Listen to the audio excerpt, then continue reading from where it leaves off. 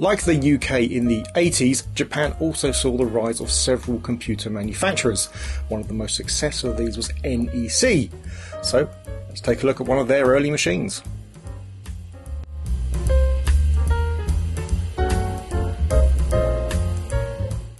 NEC entered the home computer market in 1979 with their PC-6001 machine, although they had already had some success in the hobbyist market with their TK80 single board computer. NEC realised that using a standard BASIC, in this case Microsoft's offering, and selling a fully working computer was a key to success. They were correct, and the 8001 sold an estimated 250,000 units. Mostly in Japan, but it was also made available in the US and Canada. But at 186,000 yen, the 8001 was a pricey machine. So in November 1981, they released the 89,800 yen PC-6001. Now the price drop was largely due to manufacturing savings. The 6001 wasn't especially cut down compared to the 8001, featuring the same amount of memory and featuring a better graphics capability. Whilst there were several variants, the basic specification was the same. An NEC clone Z80 chip running at 3.58 MHz, General Instruments AY38910 sound chip, a ROM cartridge connector, cassette tape interface, 2 joystick ports, printer port, and an RF modulator that also included a composite video port. The North American version replaced the chiclet keyboard with a full typewriter style keyboard. In 1983, NEC released the Mark II variant. This included the improved keyboard for the North American variant and also changed the case design. Memory was increased to 64K as standard from the 16K of the other models. It also added extra graphic modes and an RGB port. 1 year later, the Mark II SR was released. This came in quite a fancy black and grey and added even more screen modes. Now the 6000 series didn't quite meet the same level of success as the 8000, but it did end up selling 150,000 units, so it was a long way from being a failure, and it set NEC up for the rest of their market. Right, well let's take a look at the machine we've got, which is a Mark I 6001. And here it is. This is the Mark I 6001. It's a striking machine. It's quite large. It is also relatively weighty. So it's a lovely kind of cream coloured plastic with the brown and orange chiclet keyboards. It looks very almost industrial with those colour schemes. But it was designed for the home unit. Fairly simply, we've got the full keyboard there, which is, as you can see, using Latin characters. It's got a power light here. That's also the caps lock there. Cursor keys. It's standard keyboard. It's not terrible to use either. It's not as bad as a lot of chiclet keyboards because these are quite hard buttons, but they do have quite a lot of travel. So, yeah, that's pretty good. A big old speaker here for the sound output, obviously, and some air vents as well. If we go to the back, as usual, I just have to remember where everything is. So the power cord is integral. It's got an internal power supply, which this is actually a machine we took apart and repaired. When I make this video, it'll be last week's video, but whenever that is, when this comes out, possibly, hopefully the week after, who knows. That's a reset button, nice big plungy reset button, which does stick out a long way, so be careful not to get that caught on anything if you put it away somewhere. Big old chunky power switch. This is the printer port. This right here is the tape port. This is an audio out, not an RF, or a composite, which confused the hell out of me the first time I tried to get a picture of it when I first got this. And this, in fact, here is the actual video output. So the top is the RF, and there's a channel select switch, and then there's a composite output, all in the same thing. Nice and neat.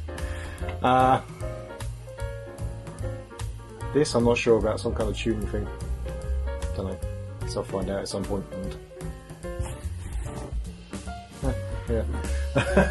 I'll find out at some point and put it down. And this is the optional serial port here. This one obviously does not have it installed. Right. Turning to the other side. These here are 2 joystick ports, and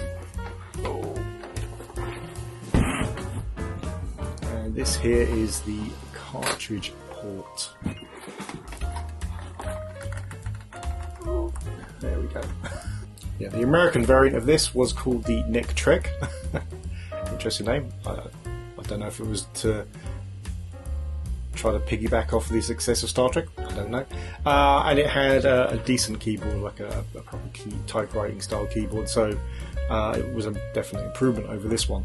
Now this uses, if you see the graphics for this, which you would have done if you saw the repair video, the screen will probably look quite familiar with its green hues, and that's because it uses the Motorola 6847 visual display chip, which is also used in things like the Coco and the Dragon, so it's all very similar and very green. It's a nice enough machine. It really is. It's chunky, but it's quite nicely designed. But anyway, okay, so at this point we generally get to games, and obviously we do only hardware videos normally, the occasional emulated one for various reasons, and that's the case with this one, unfortunately. So we're going to show 3 games, but they are emulated, so I don't think from what I've seen that they are running perfectly. I will do more games once I can. Now, the reason being, so I said earlier that hopefully it was coming out the week after the repair video, because I wanted this to be fairly close to that repair video, so they could kind of coincide with each other. But I didn't get the parts I needed to make the tape lead for this in time. They still haven't arrived at this point, so I couldn't actually load games up on this. I did toy with maybe typing some games in BASIC, but that still wouldn't have shown this off that well. So instead I've used an emulator to load up some games. It's not perfect, and I say I will do another video and probably a live stream once we get a solution working for this as well, because it'd be a nice one to live stream, I think. Yeah, so we'll show off the games when we can properly, and yeah, but yeah, so these are the emulated games. Apologies. We'll do the summary after we come back.